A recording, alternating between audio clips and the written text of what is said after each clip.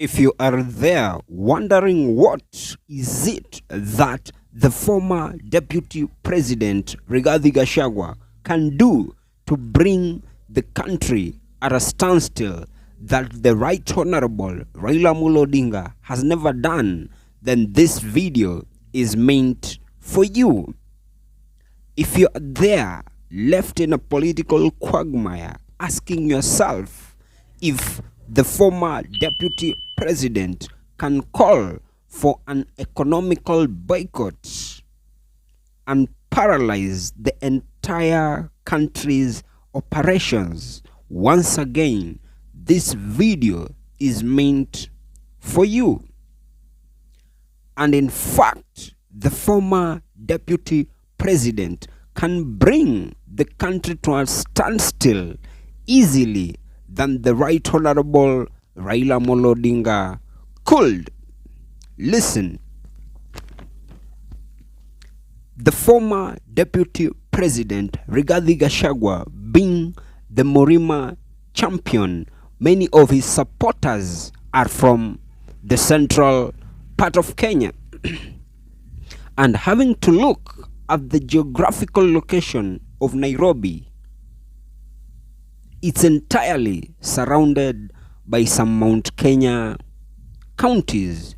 So, if the former deputy president, his diehard supporters, decide to bring Nairobi to a standstill and unoperational, what deters you from seeing that the entire country is likely to paralyze?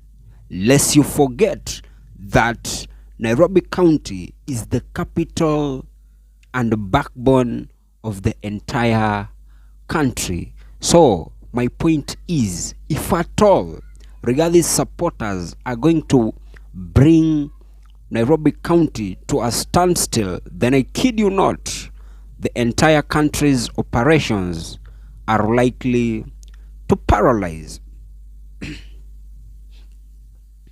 Another reason why I strongly believe the former deputy president shall do best than the Right Honorable Raila Odinga did is because of the harsh economic environment that is seemingly unfavorable to many. What many people forget is that President William Samoei Ruto's wars are not against the former deputy president, but rather against Kenyans, because we have to be alive to the cognizant fact that Kenyans across the political divide are completely tired. In fact, the next election is going to be an election between the silent majority, being millions of Kenyans, versus the minority, being the politicians. So tell me why Rigathi is not likely to succeed on this context, because the silent majority, being millions of Kenyans, are the ones suffering most. And as of the time of this broadcast, they tend to resonate with Rigathi's ideologies. However, another reason as to why I see a string of possibilities that the former deputy president may puppeteer an economic sabotage best than what the Right Honorable Raila Odinga has ever done is due to the Gen Z factor. And this is because we the Gen Zs did what history never witnessed, going to some extent that some broke into parliament, something that the Right Honorable Raila Odinga has never done. And today,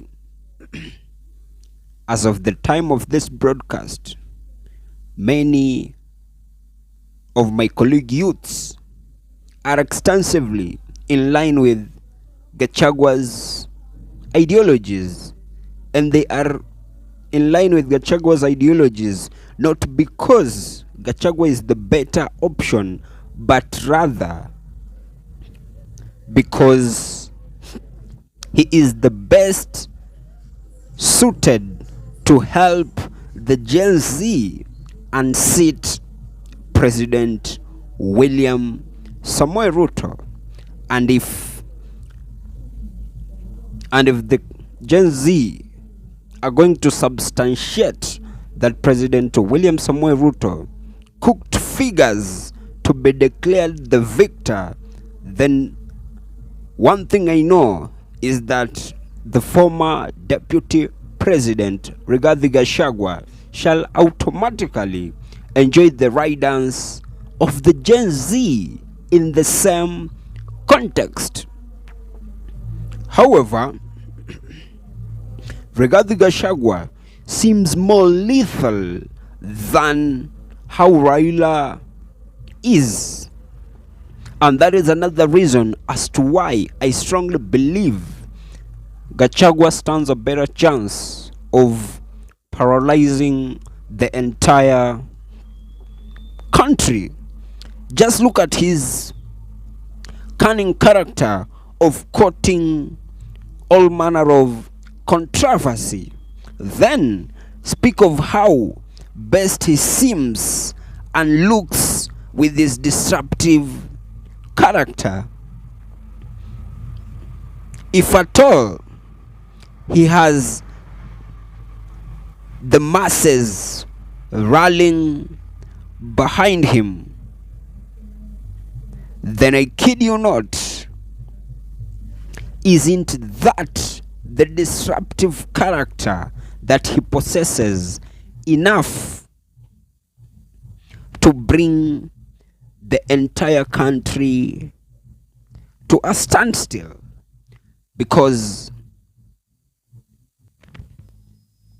Gachagua seems to possess a disruptive character that neither Raila has.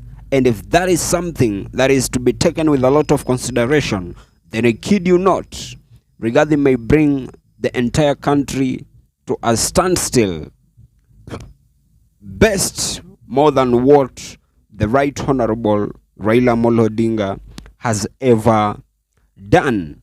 But from where I sit, it actually still remains a wait and see situation. And as I come to the penultimate part of this episode, that has just been my opinion. If by any chance you do have a contrary opinion to mine, you can as well just feel free to drop them in the comment section and I'll give them a right of reply. And by any chance, if you have been watching my videos and you have not subscribed, you can as well just consider hitting on the subscribe button. Thank you, and may God bless you.